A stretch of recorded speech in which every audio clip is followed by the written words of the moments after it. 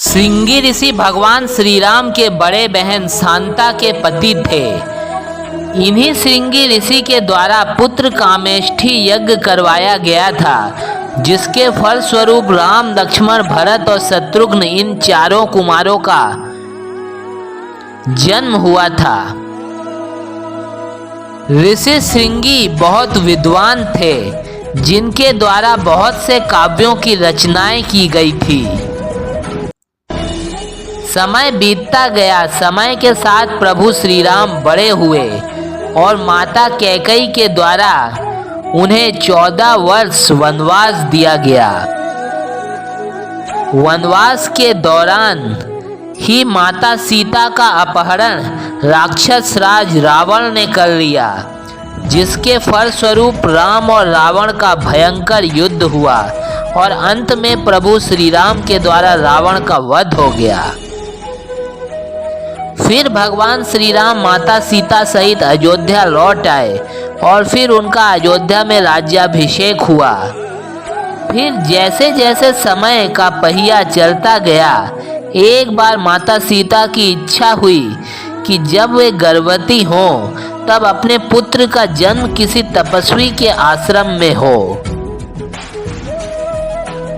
जब भगवान श्री राम के सामने माता सीता ने यह इच्छा प्रकट की, तब एक तोते का श्राप सच करने के अभिप्राय से एवं माता सीता की इच्छा पूर्ण करने हेतु भगवान श्री राम ने धोबी की लीला रची और तोते का इस जन्म में धोबी होने के कारण को रचकर भगवान श्री राम ने लक्ष्मण को, माता सीता को वाल्मीकि आश्रम में छोड़ने का आदेश दिया। धोबी की निंदा तो एक बहाना था। प्रभु श्री राम तो माता सीता की इच्छा को पूर्ण करने के लिए यह लीला रच रहे थे। फिर माता सीता ने वाल्मीकि के आश्रम में अपने 2 पुत्रों लव और कुश को जन्म दिया। धीरे धीरे दोनों पुत्र बड़े होने लगे। महर्षि वाल्मीकि ने ही लव और कुश को शास्त्रों का ज्ञान और अस्त्र शस्त्र विद्या में निपुण किया। इन सब विद्याओं को सिखाने में माता सीता ने भी अपना योगदान दिया। एक दिन की बात है, लव और कुश दोनों भाई जंगल में शिकार करने जाते हैं। वे दोनों मृग का शिकार करने जंगल में गए, जिससे उनकी शिक्षा की परीक्षा भी हो जाए। उसी जंगल में श्रृंगी ऋषि एक पर्वत के पीछे तपस्या कर रहे थे। उनका सींग और थोड़ा सा सिर दिख रहा था, इसलिए लव और कुश यह नहीं समझ पाए कि वह कोई ऋषि है या कोई हिरण बैठा हुआ है।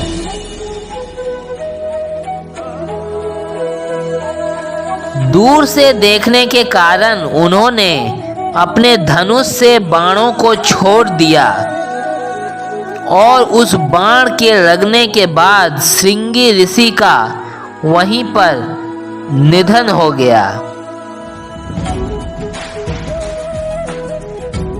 जब उन दोनों के द्वारा एक ब्राह्मण की हत्या हो गई, तो वे दोनों काफी डर गए और डर के कारण भागकर ऋषि वाल्मीकि के पास आए और उनसे रोते हुए कहा कि हे गुरुदेव, हमसे बहुत बड़ा अपराध हो गया है, अतः हमें क्षमा करें। हमसे ब्रह्म हत्या हो गई है, इसलिए इस पाप का प्रायश्चित और निवारण बताएं। महर्षि वाल्मीकि ने कहा कि हे पुत्र, तुमसे तो बहुत बड़ा अनर्थ हो गया है, क्योंकि तुम दोनों ने एक ऋषि का वध किया है, जो कि एक ब्राह्मण भी थे, इसलिए तुम दोनों को ब्रह्म हत्या का पाप है। महर्षि वाल्मीकि की बात को सुनकर लव कुश रोने लगे और बोले, हे तात, हमें इस पाप से बचने का निवारण बताए। तब माता सीता ने कहा, हे महर्षि, सूर्य वंश के महाराज बहुत प्रखर तेजस्वी होते हैं, और क्योंकि ये दोनों बालक भी सूर्य वंश में ही पैदा हुए हैं, इसलिए इनकी शक्ति बहुत तेज है और आपके द्वारा सिखाई हुई विद्या का भी प्रताप है। इसलिए ये दोनों बहुत पराक्रमी हो गए हैं और इन्होंने गलती से एक ब्रह्मर्षि का वध कर दिया है, वो भी अनजाने में। इनके पाप का निवारण कीजिए महर्षि। तब लव कुश ने कहा कि हे गुरुदेव, इसका जो भी प्रायश्चित है हमें बताएं, हम कर लेंगे। तब महर्षि वाल्मीकि ने कहा कि तुम दोनों जब एक सहस्त्र ब्रह्म कमलों से भगवान शिव की पूजा करोगे तो ब्रह्म हत्या का पाप स्वतः तुम्हारे सिर से उतर जाएगा, तुम पवित्र हो जाओगे। तब लव और कुश बोले, हे गुरुदेव, अब वह ब्रह्म कमल हमको कहाँ से मिलेंगे, कृपया यह बताने की कृपा कीजिए। हमें आप यह भी बताइए जिससे हम वह कमल लाकर भगवान शिव की विधिवत पूजा कर सकें। तब महर्षि वाल्मीकि ने कहा कि अयोध्या के पास एक ब्रह्म सरोवर है, उसमें सहस्त्र पंखुड़ियों वाला कमल फूल लगा हुआ है। रामचंद्र स्वयं उन कमल फूलों से शिव जी की पूजा नित्य करते हैं। अनेक योद्धा उस सरोवर की रक्षा करते हैं और उस सरोवर में चारों ओर घूमते हुए पहरा देते रहते हैं। यह बात सुनकर लव कुश हंसते हुए बोले, वे सारे योद्धा हमारा क्या बिगाड़ पाएंगे, हम स्वयं जाकर उन कमल फूल को ले आते हैं। श्री राम भी यदि वहां आएंगे तो हम उनको भी परास्त कर देंगे।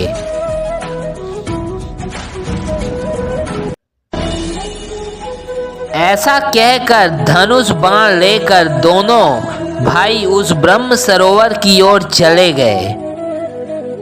बहुत से पर्वतों नदियों को पार करते हुए वे उस ब्रह्म सरोवर के पास पहुंच गए। तदनंतर लव कुश ने सरोवर में प्रवेश किया और असंख्य कमल तोड़ लिए। फिर जब योद्धाओं ने लव और कुश को रोकने के लिए उन पर आक्रमण किया, तब दोनों ने उन योद्धाओं का एक एक करके संहार कर दिया। कुछ योद्धा अपने प्राण बचाकर भागने में सफल हो गए और भागकर अयोध्या में जहां श्री राम का राज्य दरबार लगा हुआ था, वहां प्रभु श्री राम के पास पहुंचे और उन्हें सारा वृत्तांत कह सुनाया। यह सब सुनकर शत्रुघ्न वहां आए और बोले कि जिसने भी हमारे कमल तोड़े हैं, हम उनका संहार कर देंगे। यह सुनकर भगवान श्री राम ने हंसते हुए शत्रुघ्न से कहा कि अरे भाई, जाने दो, दोनों किसी मुनि के पुत्र होंगे और तुमको श्राप दे देंगे। अगर हम उन मुनि पुत्रों को मारने में सफल हो भी गए तो हमें हत्या का, उन मुनि पुत्रों के हत्या का पाप भी लग जाएगा। यह सुनकर शत्रुघ्न शांत होकर बैठ गए। फिर लव और कुश दोनों भाई कमल के फूल को लेकर महर्षि वाल्मीकि के आश्रम में लौट आए और वाल्मीकि मुनि के द्वारा उन कमल के द्वारा लव और कुश से भगवान शिव का विधिवत पूजन करवाया।